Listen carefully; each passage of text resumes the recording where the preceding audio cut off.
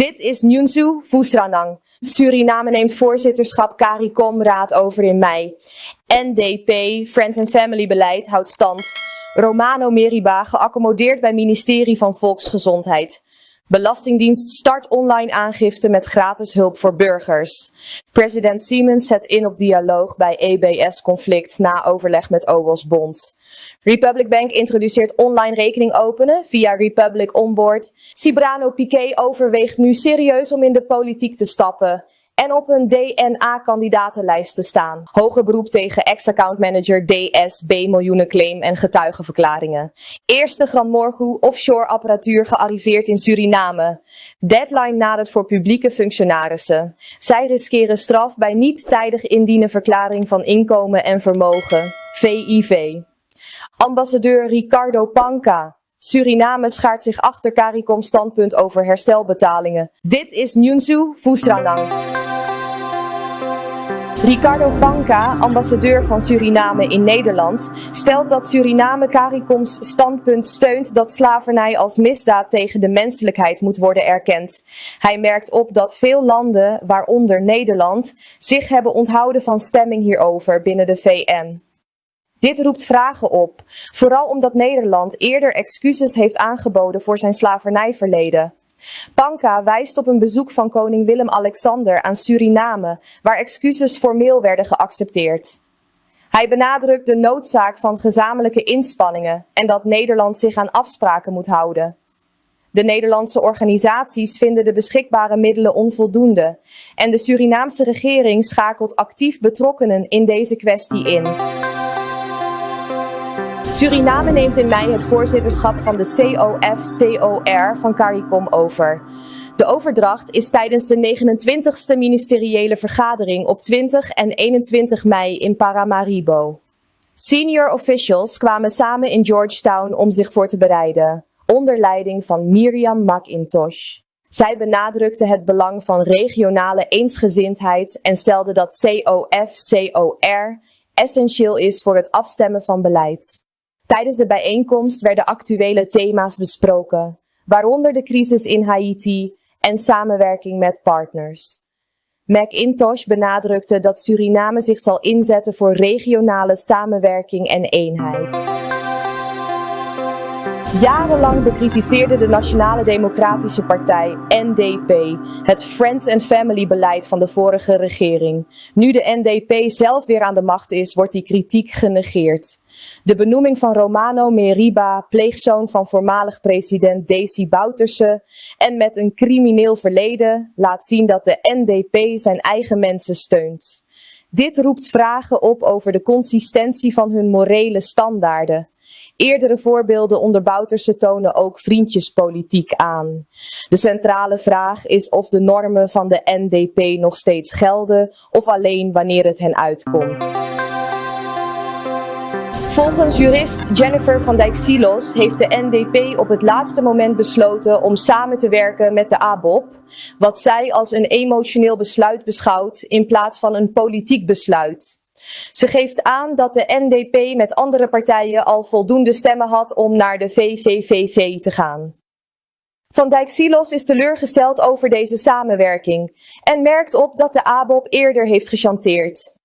Hoewel er cohesie is binnen de andere partijen, vindt zij het gebrek aan een beleids- en crisisplan van de regering zorgwekkend. Ze geeft de regering tot juli de tijd om resultaten te tonen, waarbij ze hoopt op een goed beleidsvoorstel van de NDP en NPS. Cardioloog Walter Japchoen San zegt dat volgens de wet niemand recht heeft op informatie over de doodsoorzaak van de overleden president Chan Santokhi, tenzij hij daar tijdens zijn leven toestemming voor heeft gegeven. Het medisch beroepsgeheim blijft ook na overlijden van kracht. Familieleden kunnen ook geen beslissingen nemen zonder toestemming van de patiënt. Choon San verwijst naar Surinaamse en Nederlandse wetgeving. Hij stelt dat eerdere publicaties van medische informatie niet volgens de regels waren. Zonder expliciete toestemming blijft medische informatie vertrouwelijk, zelfs bij een mogelijke niet-natuurlijke dood.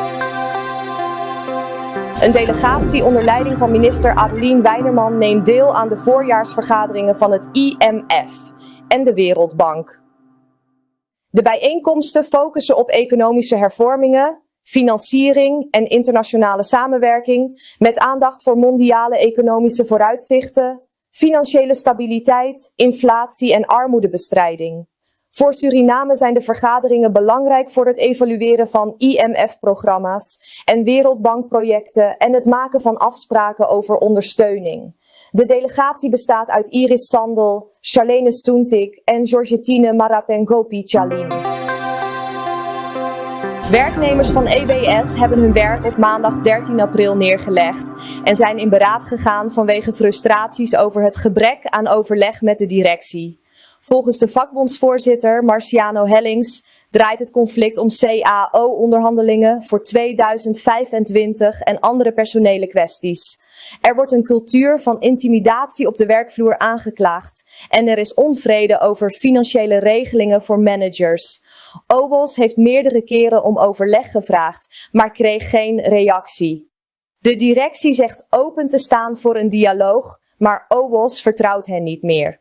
De duur van de werkonderbreking is nog onbekend. De EBS-werknemersorganisatie, OWOS, heeft het eerder aangekondigde beraad per direct / dezelfde dag opgeschort tijdens een algemene ledenvergadering. In een brief aan de directie van NV Energiebedrijven Suriname, EBS, staat dat de leden hun werkzaamheden weer hebben hervat en volgens het werkrooster werken. De opschorting is bedoeld om ruimte te maken voor overleg tussen de bond en de directie om bestaande problemen te bespreken. Het beraad was aangekondigd door onvrede over het gebrek aan overleg en openstaande arbeidskwesties. De situatie lijkt nu genormaliseerd met aandacht voor constructief overleg. De bestrijdingsmiddelen tegen de chikungunya-epidemie komen aanstaande donderdag 16 april aan in Suriname. Directeur Rakesh Gajadhar Sukul van Volksgezondheid, Welzijn en Arbeid zegt dat er een nieuwe methode van spuiten wordt gebruikt. Ik kan u wel melden dat ik contact heb gehad met het BOG en de PAHO. Wij zijn en de Braziliaanse ambassade. We verwachten de eerste chemicaliën donderdagmiddag alvast. Tegelijkertijd, dus we krijgen ook equipments om op een specifieke manier te bespuiten. Dus dat is een beetje anders dan de conventionele manier met de grote equipments. Hierna komen er ook nog meer chemicaliën om eigenlijk via de pick-ups zoals we gewend zijn, om via de auto's ook eigenlijk de bespuitingen te verrichten. Nou, die komen met equipments. Die equipments die worden op een andere manier gebruikt. Die bespuitingen worden niet via vervoersmiddelen ingezet. Het zijn andersoortige equipments. Die equipments komen ook. En het personeel die gaat dan de chemicaliën gebruiken met die equipments om de bespuitingen te verrichten. De equipment is speciaal om door de medewerkers zelf te gebruiken en te bespuiten. Het zijn niet zulke grote equipments als die vehicle mounted.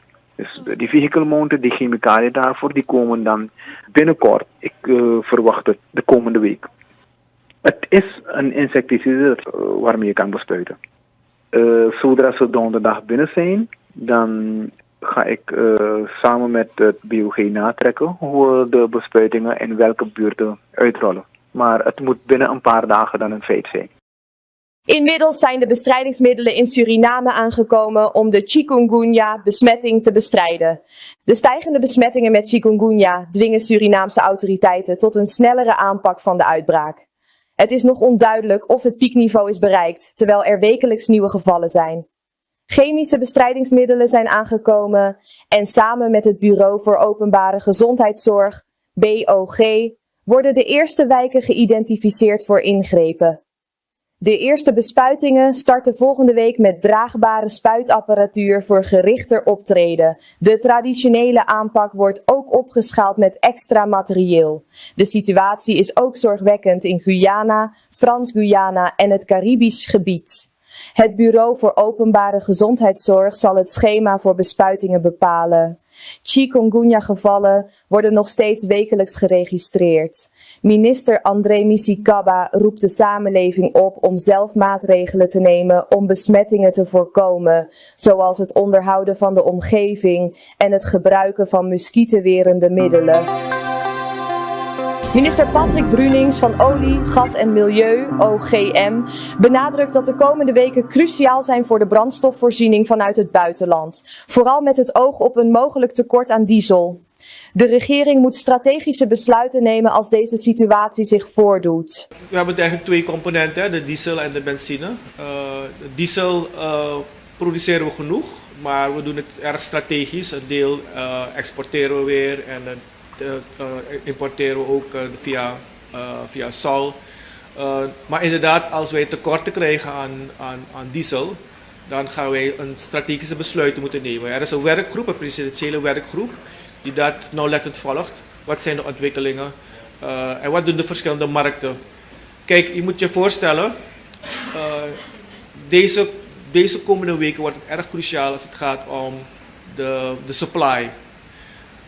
De laatste schepen die uit de straat van Hormuz zijn gegaan, die komen nu aan waar ze aanvankelijk moesten komen. Ze bewegen heel erg traag, ongelooflijk traag. Dus je moet je voorstellen, die oorlog heeft 3 weken geleden begonnen. En nu pas komen ze aan waar ze moeten zijn. Maar dat betekent dat na deze week en volgende week waarschijnlijk, dat er een verschrikkelijke druk komt op de supply, dus het aanbod. Tegelijkertijd zie je ook dat de meeste landen hebben, vooral de wat kwetsbare landen, hebben dus meestal een strategische voorraad. Dat is ook aan het slinken. Dus je krijgt een soort van dubbel effect de komende weken als het gaat om de aanbod van olie. Dus er gaat de druk komen, alle landen gaan het voelen. En dat kan ook in Suriname gebeuren, omdat wij natuurlijk ook benzine dus, importeren. En dan gaan we kijken, oké, hoe kunnen we dat garanderen? Er gaat ook een prijzenoorlog waarschijnlijk beginnen, dus je gaat de prijzen ook naar boven zien schieten. En ja, een van de gevolgen kan zijn dat we misschien gaan moeten, smarter gaan moeten omgaan met onze energie.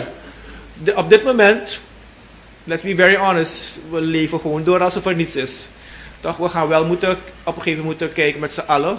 Oké, hoe kunnen we minder energie gebruiken? Hoe kunnen we minder onze airco's draaien?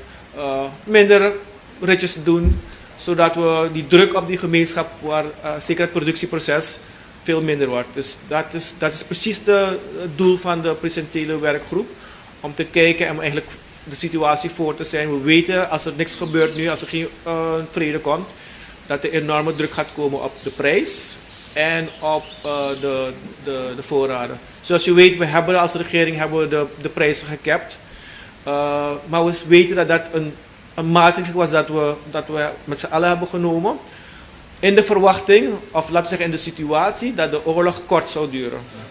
Als het langer gaat duren, gaan we het cappen waarschijnlijk niet kunnen handhaven. Dat gaat het land gewoon veel te veel geld kosten.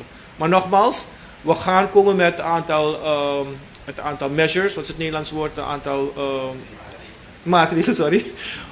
En de bevolking informeren hoe we het beste kunnen dealen met deze situatie. Gaat het pijn doen? Hopelijk niet. Maar het kan zo zijn dat we gaan moeten ransoneren misschien. We gaan andere maatregelen moeten treffen. En we gaan kijken hoe we met z'n allen hiermee kunnen dealen. De voorzitter van de Surinaamse Politiebond, SPB, Revelino Eijk, twijfelt of hij zich opnieuw kandidaat stelt voor de bestuursverkiezingen op 15 augustus. Veel leden hebben hem gevraagd om herkiesbaar te zijn, maar hij heeft nog geen definitief besluit genomen. De verkiezingen worden georganiseerd door een onafhankelijke verkiezingscommissie en de kandidatenlijsten worden in juni ingediend.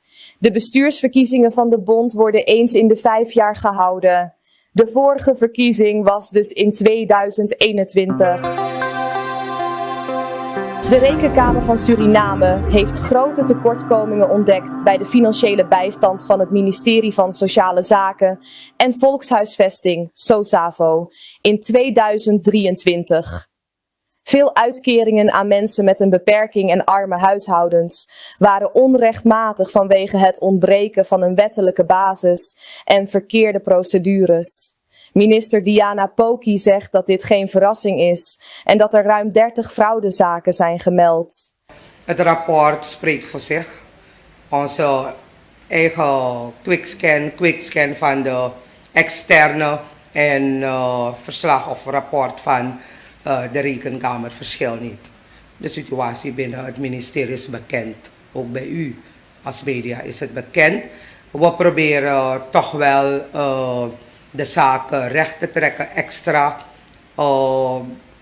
zeg maar controlemechanismen in te bouwen. We proberen toch wel de mensen op het hart te drukken om zich te houden aan criteria en procedures. We hebben nieuwe richtlijnen de deur uitgestuurd naar de DA-kantoren, de wijkkantoren.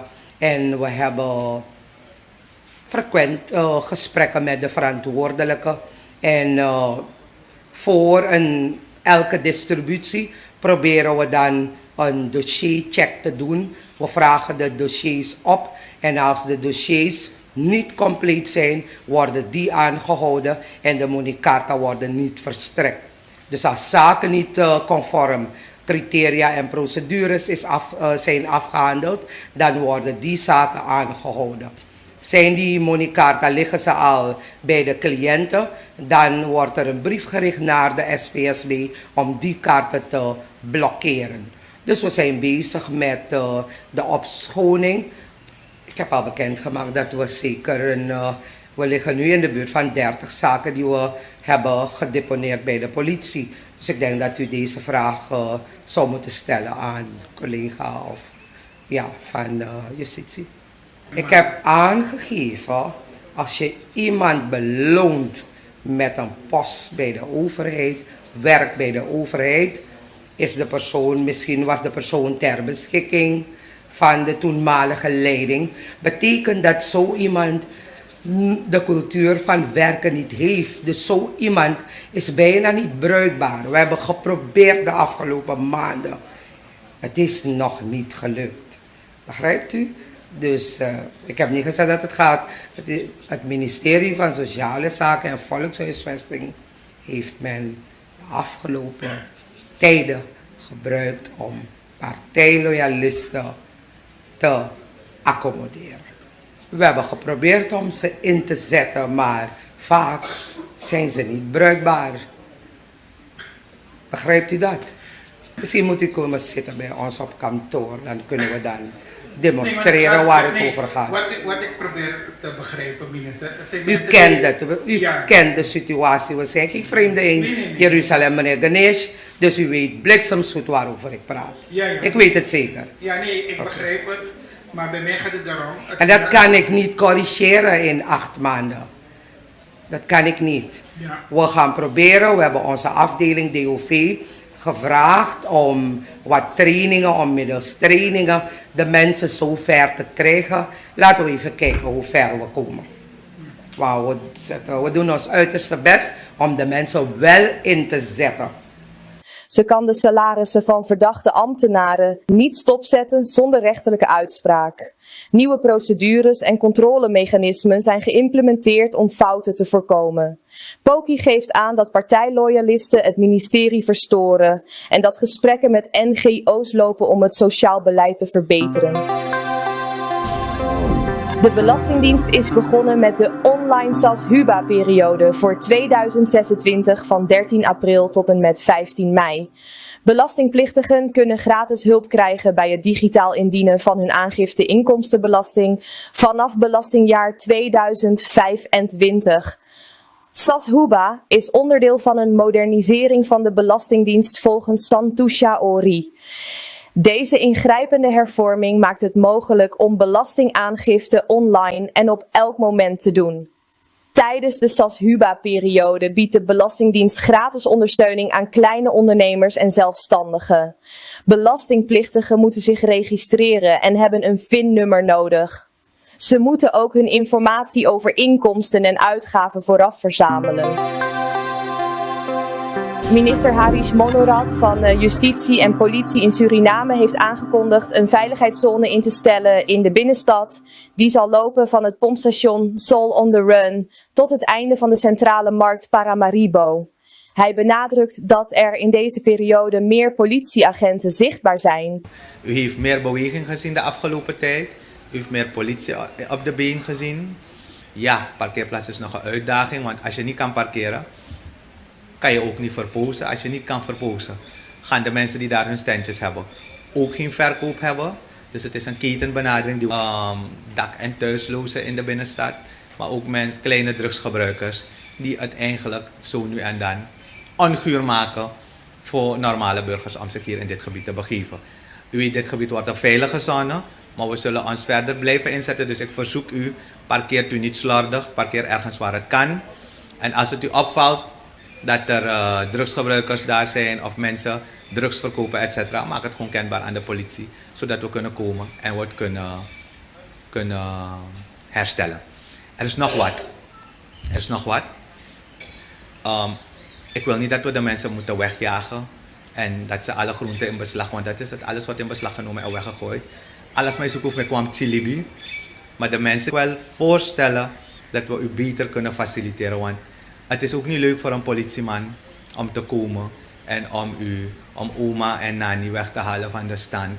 Ik haal het wel direct aan als deel van herstel, dat die veilige zone komt. Het is niet dat mensen direct gaan worden weggejaagd en opgebroken, alles wordt vernietigd. Maar het mag niet conform de wet. Dus ik vraag om mee te denken aan alternatieven, dat ook als het aan die Chinese moro beter. Hij wijst ook op de problemen veroorzaakt door marktventers die het verkeer verstoren en vraagt hen om hun verkoop beter te reguleren zonder overlast te veroorzaken. Hij vraagt om overleg als er problemen zijn.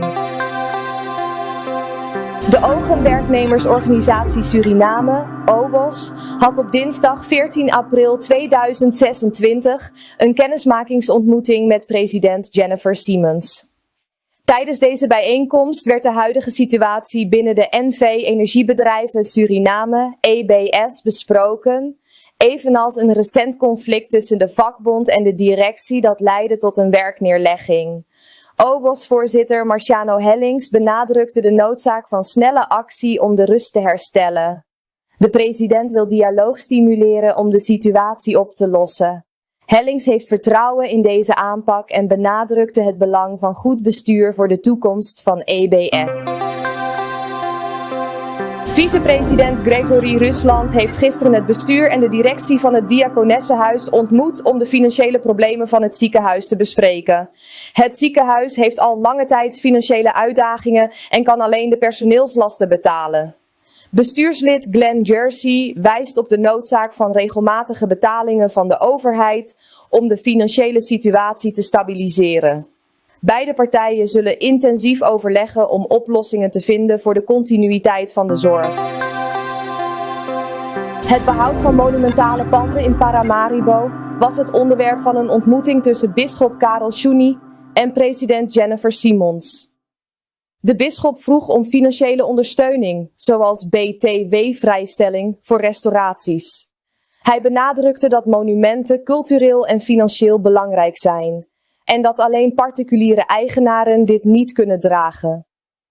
President Simons werkt aan een plan, inclusief renteloze leningen voor gevelherstel. Schoenie waardeert ook particuliere initiatieven voor stadsherstel en pleit voor samenwerking om de verloedering van de binnenstad te voorkomen. De bodemprocedure tegen de staat Suriname is dinsdag 14 april 2026 gestart, aangespannen door 10 families van slachtoffers van de 8 decembermoorden. Advocaat Hugo Esset vertegenwoordigt de nabestaanden en verwacht een uitspraak binnen een jaar. 60 familieleden eisen eerherstel, excuses en schadevergoeding van €500.000 voor materiële en €750.000 voor immateriële schade per familie. Daarnaast vorderen ze $250.000 Surinaamse dollar voor proceskosten en een dwangsom van $500.000 Surinaamse dollar per dag bij niet-uitvoering van een vonnis. 5 andere families hebben zich niet aangesloten, zonder duidelijke reden.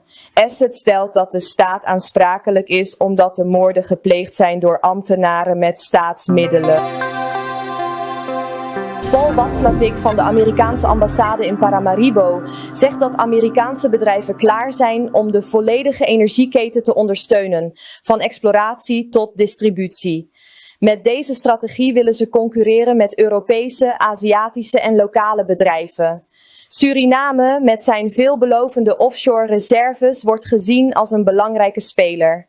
Amerikanen focussen op transparantie en lange termijn betrokkenheid. Ook wordt er gesproken over het combineren van Amerikaanse technologie met regionale middelen voor een duurzame energiesysteem in Suriname en de regio. Republic Bank in Suriname heeft een nieuwe digitale dienst gelanceerd genaamd Republic Onboard, waarmee klanten online een bankrekening kunnen openen zonder een filiaal te bezoeken. Het proces is volledig online, van aanvraag tot verificatie, en klanten moeten hun identiteitskaart tonen bij het ophalen van hun nieuwe ATM-kaart. Gebruikers kunnen digitale documenten zoals een identiteitsbewijs en adresgegevens uploaden. Verificatie gebeurt via een beveiligde selfie-check. Klanten worden automatisch geregistreerd voor digitale diensten zoals internet en mobiel bankieren. Ze kunnen kiezen uit verschillende rekeningen, waaronder een IVRI-rekening zonder maandelijkse kosten. ATM-diensten blijven beschikbaar in Surinaamse dollar en Amerikaanse dollar. De recente uitspraak van Jennifer van Dijk-Silos over de samenwerking tussen NDP en VHP na het overlijden van Chan Santokhi is volgens Glenn Oelers niet relevant. Hij geeft aan dat het moment voor een coalitiegesprek al voorbij is en ziet geen aanwijzingen dat de huidige coalitie zal instorten. Van Dijk-Silos beweert dat de huidige coalitie niet coherente samenwerkingen heeft en adviseert president Simons om gesprekken met de VHP te starten. Oelers stelt dat de uitspraak van Dijk-Silos een persoonlijke mening is. De VHP heeft altijd gesprekken gevoerd met de NDP, ook onder leiding van Bouterse. Maar in Suriname gaan de grootste partijen niet snel aan tafel. De hogere beroepszaak tegen AM, een voormalig accountmanager bij de Surinaamse bank, is 14 april 2026 gestart. AM beloofde klanten winst door hun geld te beleggen en maakte claims over interessante valutadeals.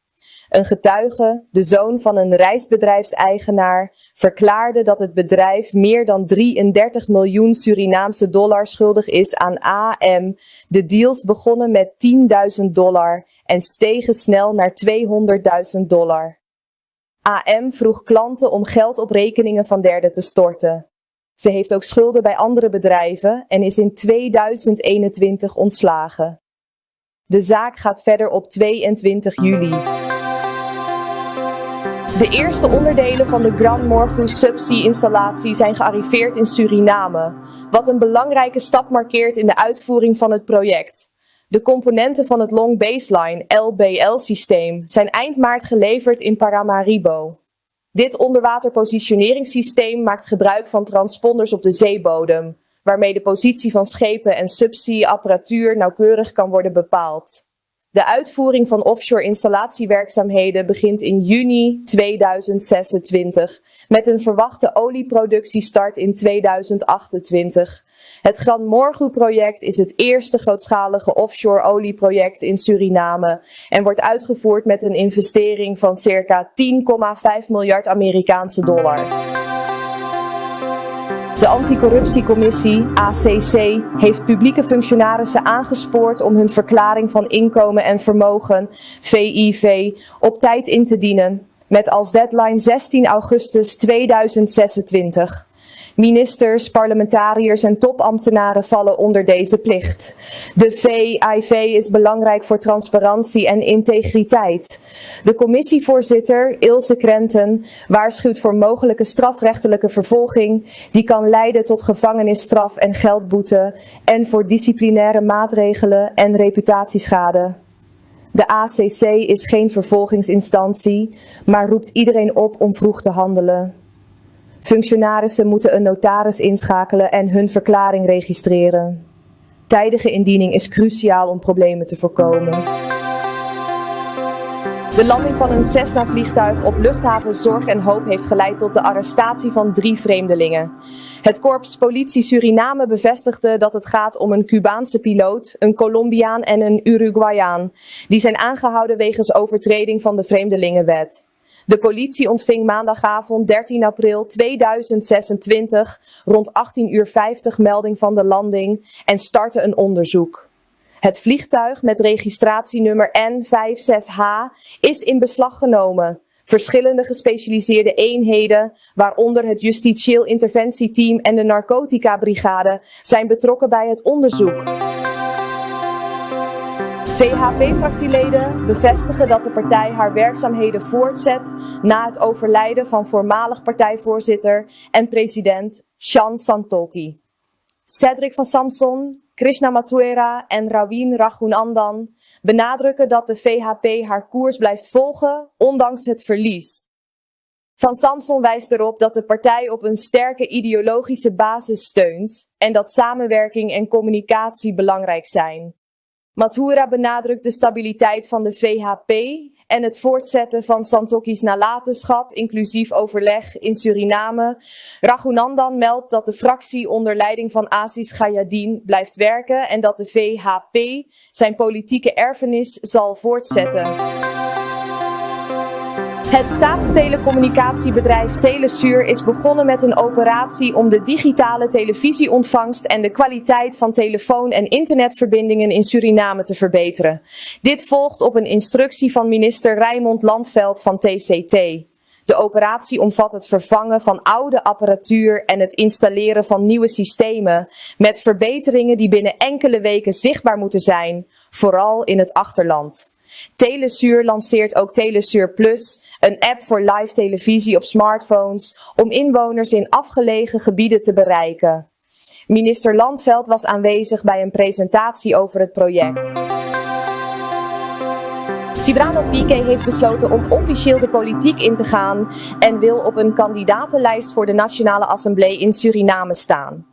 Tijdens een interview met de media zei hij dat de dood van belangrijke politieke figuren zoals Desi Bouterse en Ronald Venetiaan nu samenwerking tussen partijen mogelijk maakt. Ik denk dat het nu tijd is geworden dat we Surinamers willen gaan herwinnen. Wat Surinamers zijn. En dan gaan we een hele nieuwe tijdperk in, die er positiever uitziet dan wat we 50 jaar hebben meegemaakt. Het is gewoon opgeruimd, staat netjes. We wensen de dood niemand toe. Maar als het eenmaal is geschied door de natuur en als we gelovige mensen zijn en we zeggen dat we in God geloven, ieder noemt zijn God in zijn, ik noem de mijne Allah. Toch, als we geloven, als we bidden dat we beter willen, dan moeten we wel gaan beseffen, zeg het altijd, dat nadat onze gebeden verhoord zijn, het niet altijd een roos zal zijn dat je zal krijgen, maar het kan ook een test zijn om te kijken als je nou ready bent om dan in de tijd van verbetering te gaan werken, toch? Dus het is geen zegen voor Suriname. Maar we moeten gewoon eerlijk zijn. De haat-elbrok die in Surinamers leefde, had Bouterse een beetje gekweekt bij de mensen van Chan. Chan had dat gekweekt bij de mensen van Bouterse. Dus die mannen zijn er nu niet meer. Dus ik denk dat het nu tijd is zodat we in vrede met elkaar kunnen gaan leven en het verleden achterwege laten. En leren vooral uit de fouten die zijn gemaakt door de 2 personen die we zeiden als 2 grote leiders, Chan en... maar eigenlijk kan ik Chan niet in een rijtje plaatsen van Bouterse, hoor. Weet je, qua leiderschap. Maar we houden het zo op mensen die achter zulke mensen hebben gestaan. Het is een grote groep, 45.000. Maar ik denk dat we lering moeten trekken uit de fouten die gasten hebben gemaakt. En dat we de zaken gewoon beter moeten corrigeren en verder gaan. Op dit moment is er niet 1 persoon die president moet worden of een specifieke regeringsformatie die Suriname gaat kunnen veranderen. Ik denk dat verandering of verbetering van Suriname bij de Surinamers zelf zal moeten komen. Het zal moeten nu. Want als je nou ready bent of nu niet, je gaat de waarheid kunnen facen nu. Want we leven in de openbaringen. Heb ik al sinds 2025 gezegd. Dat 2026 jaar wordt van de openbaringen. Het is gewoon een gevoel. Maar ik denk dat we nu niet moeten gaan zoeken naar wie onze komende leider wordt. We zijn allemaal leiders, we hebben allemaal we dragen allemaal een verantwoordelijkheid als Surinamer. Dus als we nu op dit moment kunnen doen wat we gratis moeten doen, en dat is ten eerste kiezen voor je land. Dan kies je voor de toekomst van jou en je kinderen. Want wij ouderen hebben ook een toekomst, want men praat niet over de toekomst van de ouderen. We worden toch ook een dagje ouder. Snap je toch? Dus als we even bezinnen en eens elkaar te raden gaan, goed te raden gaan, van het is nu het moment, het is gewoon een signaal, een onthulling, dat we nu eigenlijk gaan moeten kiezen voor het land eerst. En het moment dat je voor Suriname kiest en niet voor een partij of zit te wachten op een partijleider, op zijn ideologie te volgen, want alle 4 die nu zijn overleden, alle 4 hadden een ideologie. En we weten allemaal dat ze hun alle 4 ook mensen achter zich hadden die de ideologie van zo iemand ondersteunen. Als we nu de ideologie van Bouterse, de positieve, de ideologie van Venetiaan, de ideologie van Reidenbos, dat van Chan, dat van Mama Jenny en dat wat wij zelf willen voor Suriname, als we dat allemaal aan elkaar vastlappen, dan denk ik dat er voorspoed is voor Suriname. Alleen zo, maar nu gaan we niet zitten wachten om te kijken wie de volgende leider wordt. Als het over VAP gaat, dan is het weer een andere kwestie. Bij de VAP, mijn mening, zie ik Assis Gayadin. Daarna zie ik Dew Sharman. En misschien kort voor de verkiezingen zie ik Ashwin Adin.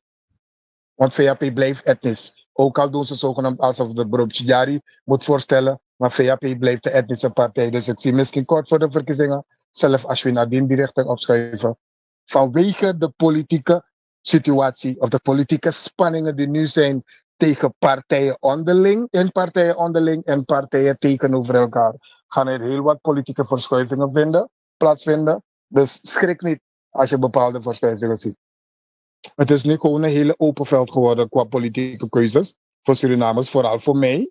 Het is een hele open veld nu. De VAP staat open, de ABOP, de NDP, de NPS. Het is een hele nieuwe politiek. Dus schrik niet als je binnen een aantal uren een announcement hoort dat ik de politiek officieel binnenstap. Want we gaan richting een nieuwe politiek. Ik had geen ambities in de oude politiek. Dus als ik nu zie dat er signalen zijn, dat de natuur zelf bepaalde signalen loslaat van we gaan richting een nieuwe politiek termijn. Dan denk ik wel dat ik me zal gaan verdiepen. Om dan misschien via de politiek een bijdrage te leveren. Een betere bijdrage te leveren dan alleen maar klagen als het niet goed gaat. Met de dood van Chan gaat er heel veel onthuld worden. We gaan straks even kijken wie de nieuwe voorzitter wordt van de VAP. We weten nu al dat men een gebruik van NPS is samen gaan werken met de NDP, omdat Bouterse er niet meer is. Straks ga je ook krijgen de smoes van de NDP kan nu gaan werken met de VAP, omdat Chan er niet meer is. Straks ga je horen de NPS kan weer gaan werken met de, noem maar op, omdat Venetiaan er niet meer is. Dus dat soort smoesjes, al die smoesjes zijn vervaagd nu, toch? Dus nu kan je niemand hebben die gaat klagen tegen de NDP. Van hou je mond, want je zit bij die decembermoordenmannetje. Of hou je mond, want je zit bij die man Chan die een donkere plan had. Of weet je, nu is het gewoon een open veld. Dus zelf voor mij zijn alle deuren open nu. Dus schrik niet, ongeacht welke politieke partij ik zou gaan ondersteunen over 1 jaar of 2 jaar. Maar de politiek ga ik nu wel officieel in. Pieke heeft in het verleden verschillende partijen gesteund, maar stelt nooit lid te zijn geweest van de NDP, NPS of ABOP. Op 28 september 2024 werd hij gepresenteerd als lid van de ABOP. Maar hij brak op 28 augustus 2025 met de partij, hoewel hij eerder aangaf een aanhanger van Ronnie Brunswijk te zijn. Hij liet daarvoor in zijn periode bij de ABOP uit waardering voor Brunswijk een tatoeage van Brunswijk op zijn lichaam te plaatsen. VHP-fractieleider Assis Kumar Gayadin vindt het jammer dat voorzitter Ashwin Adin een openbare vergadering heeft uitgeschreven over 4 wetsvoorstellen voor de rechterlijke macht, ondanks zijn opmerkingen daarover. Gayadin had voorgesteld om eerst te overleggen met de rechterlijke macht om problemen te voorkomen, maar de voorzitter wilde direct beginnen met de wetsbehandeling. De vergadering ging niet door vanwege een gebrek aan quorum. De VHP-fractie was wel aanwezig, maar tekende de presentielijst niet.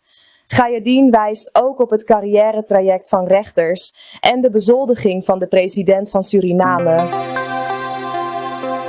Zondagmorgen 12 april 2026 werd ontdekt dat het borstbeeld van oud-president Lachmi Persad Frederik Ramdat Missir gestolen is bij het kantongerecht aan de Grote Kombeeweg. De diefstal vond plaats tussen zaterdag 11 april en zondag 12 april. De ontdekking werd gedaan door een beveiligingsambtenaar, B.B. Esder, die belast was met de bewaking van het gebouw en het terrein. Direct na de constatering werd de politie ingeschakeld. Ramdat Missir was waarnemend president tijdens het militaire regime van Desi Bouterse en droeg in 1988 het presidentschap over aan Ramsewak Shankar. Het borstbeeld werd in juli 2007 onthuld door kunstenaar Erwin de Vries.